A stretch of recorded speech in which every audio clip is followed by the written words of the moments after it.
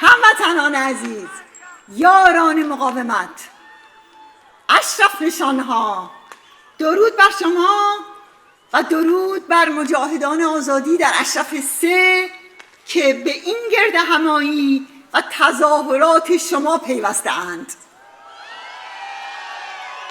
انقلاب بزرگ ضد سلطنتی مردم ایران در 22 بهمن 1357 رو گرامی می‌داریم با این تعهد مقدس و بزرگ که رژیم ستم شیخی را هم باید سرنگون کنیم. آری، نه شاه نه شیخ، زنده باد انقلاب دموکراتیک مردم ایران.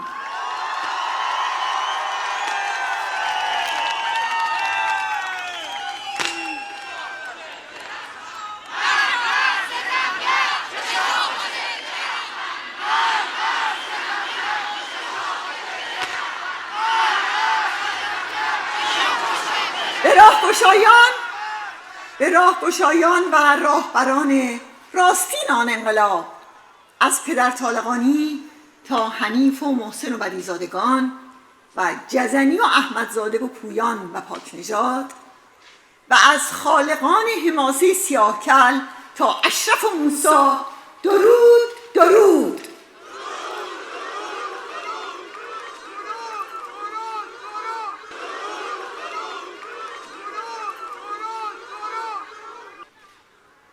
نسل انقلاب 57 بارها قتل عام شد، بارها به زنجیر کشیده شد، با دروغ و شیطان سازی بمباران شد، اما در نسل‌های شورشی و قیام آفرین تکثیر شد و امتداد یافت.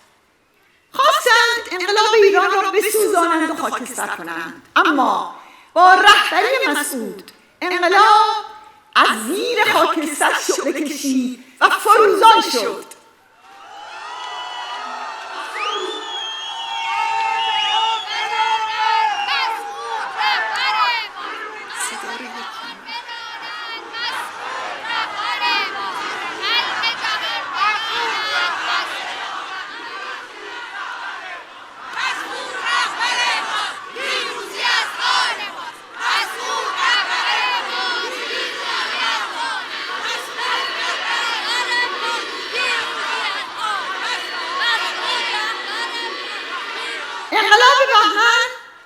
انقلاب بهمن برای ورثه شاه شوم است، اما برای کهکشان شهیدان و شورشگران جشن پیروزی بر دیکتاتوری سلطنتی است. هرچند که آخوندها اون انقلاب رو بودند، اما دورانشان به سر آمده. انقلاب دیگری در شرف تکوین است. رژیم آخوندها از هر طرف در محاصره است، در محاصره کانون‌های شورشی و جوانان شورشگر، در محاصره جامعه لبریز از خشم و عصیان و در محاصره انواع مخاصمات درونی و بیرونی، به خصوص بعد از فرو ریختن مهمترین پایگاه اونها در منطقه. خامنه‌ای بارها میگفت اگر در سوریه نجنگیم باید در تهران و اصفهان خط ببندیم. حالا که سوریه و لبنان رو هم از دست دادند، با اعدام در تهران و همه شهرهای ایران خط بستند. ولی با آنها میگوییم معطل نکنید، بیت العنکبوت را هم سنگربندی کنید، زیرا شورشگران برانند که چهارراه پاستور را برای همیشه از میکروب‌های شیخ و شاه پاک و پاستوریزه کنند.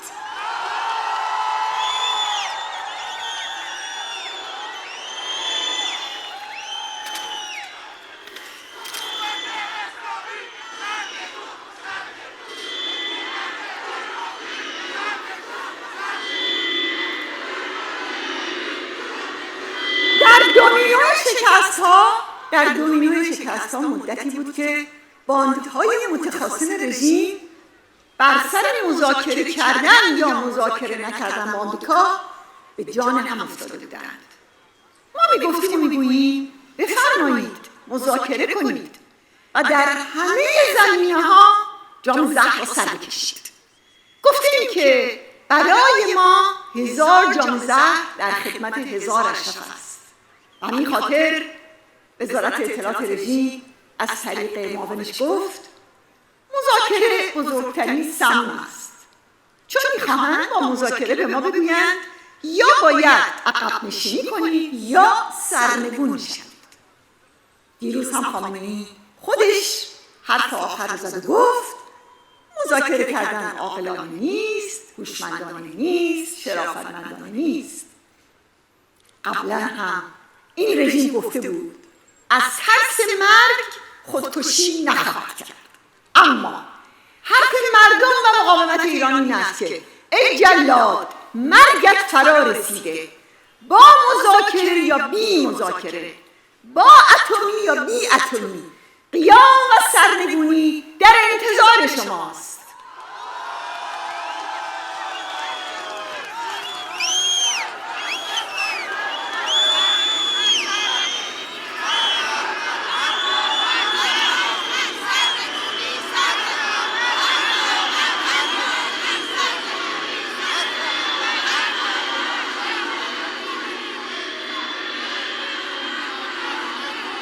امروز شهرهای ایران لبریز است از اعتراضها و اعتصابهای کارگران، پرستاران، معلمان، غارت شدگان و بازنشستگان. 10 میلیون نفر از نیازهای اساسی زندگی مثل برق، آب، مسکن، حداقل مواد غذایی و بهداشت محرومند. اما مشکل مردم ما فراتر از 10 برابر و 100 برابر شدن قیمت هاست. مشکل آنها 46 سال حاکمیت استبداد مذهبی سفاک و غارتگر است. به همین دلیل در قیام 96 با جلوداری زنان و جوانان شورشگر آنچنان به پا خواستند. در قیام آتشین 98 800 مرکز سیاسی و نظامی رژیم را در نوردیدند و در پاییز 401 در 280 شهر ایران زمین را زیر پای آخوندها به لرزه درآوردند. آری، چاره کار یک انقلاب دیگر است. انقلابی برای به زیر کشیدن نظام اعدام و قتل عام.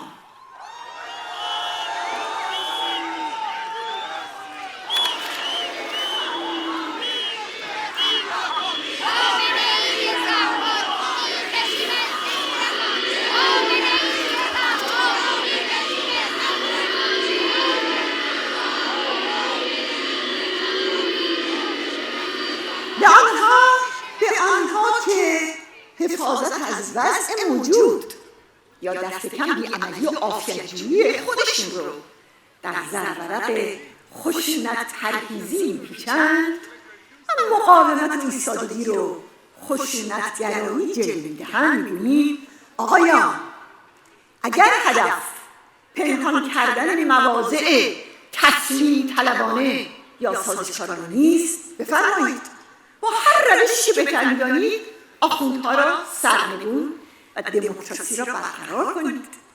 همچنان که مسعود گفته است هر کس استبداد دینی را به زیر بکشد و یک جمهوری دموکراتیک و مستقل جایگزین کند، ما با تمام قوا خالصانه و بی چشم داشت در کنار او هستیم و حمایت می‌کنیم.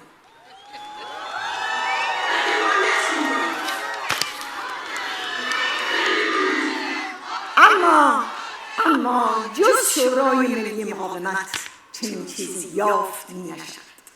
حالا اگر کسی منکر وجود آلترناتیو است، معنی سیاسی این حرف جز دوام و بقای هم رژیم نیست.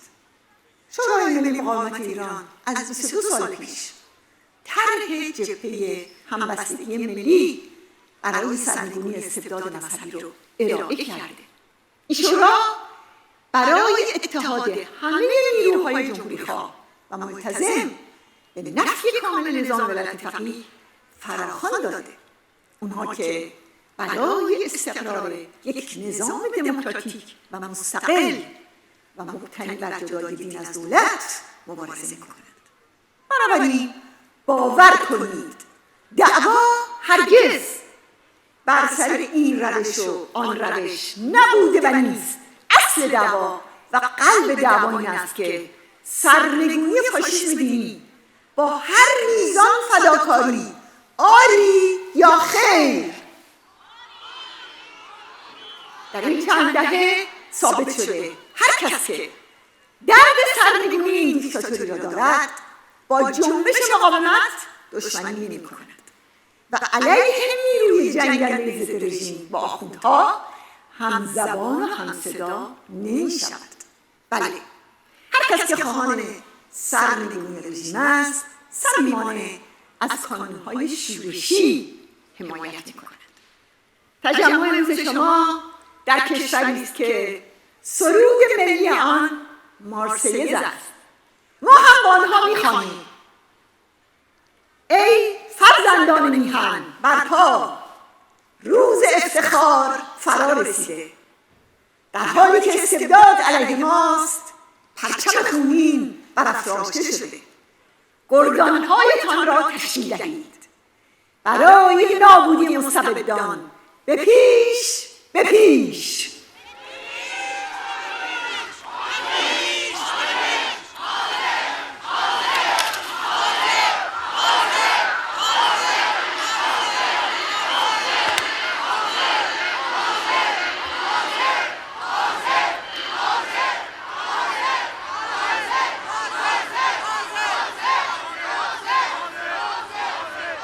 بله، ما و مردم ما فقط برای حق پوشش نمی‌جنگیم. حق شورش نخستین حق ما و مردم ما و شورشگران برای آزادی است. حقی که به عنوان آخرین وسیله علیه خودکامگی و سرکوب در سرلوحه بیانیه جهانی حقوق بشر نقش بسته است. همین مردم ما در انقلاب 57 دیکتاتوری سلطنتی را برانداختند. حالا ما برای به زیر کشیدن استبداد دینی و پیروزی یک انقلاب دموکراتیک برخاسته‌ایم. در آن انقلاب زنان فداکارانه به میدان قیام آمدند، اما سهم اونها تبعیض و سرکوب و حجاب اجباری شد. حالا انقلابی در جریان است که به سوی مشارکت فعال و برابر زنان در رهبری سیاسی در حرکت است. در آن انقلاب جای استبداد سلطنتی را استبداد دینی پر کرد. اما حالا جامعه این سازیم که در آن دین و دولت از هم جداست.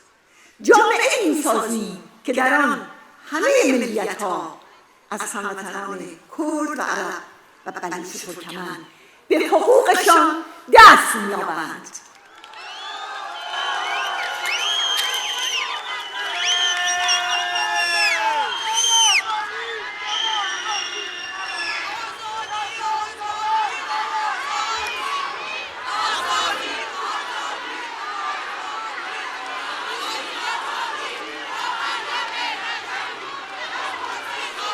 قانون اساسی که سلطنت را به عنوان موهبت الهی به شاه و اعقاب ذکور اون تفویض می‌کرد، در انقلاب ضد سلطنتی سال 57 به گور سپرده شد. این قانون اساسی هم که تمام کشور را تحت سلطنت ولایت مطلقه امر و امام امت گذاشته به گور سپرده می‌شود. قانون اساسی تازه‌ای در راه است که مهمترین اصل آن این است که حاکمیت از آن جمهور مردم ایران و رأی و انتخاب آزادانه آنهاست.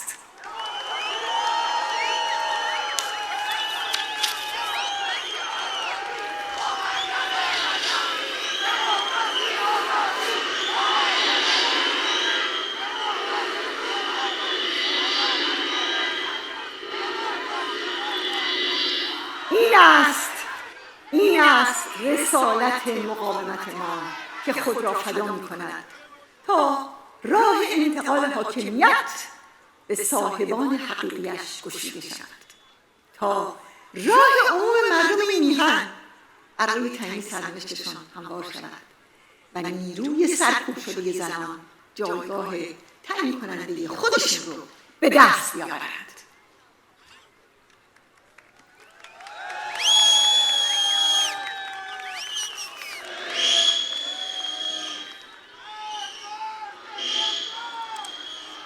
سخنانم رو با درود به اشرف شهیدان و سردار خلق موسی خیابانی و یاران شهیدشون به پایان میبرم که در عاشورای مجاهدین در 19 بهمن سال 1360 جان بر سر پیمان نهادند.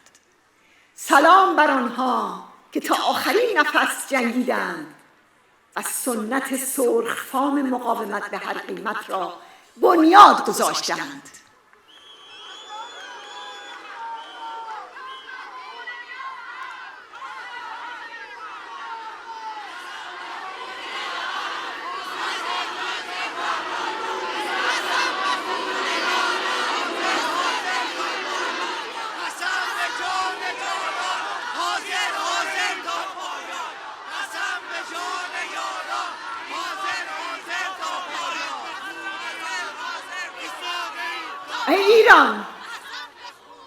ای ایران، مهر تو چون شد پیشه‌ام، دور از تو نیست اندیشه‌ام.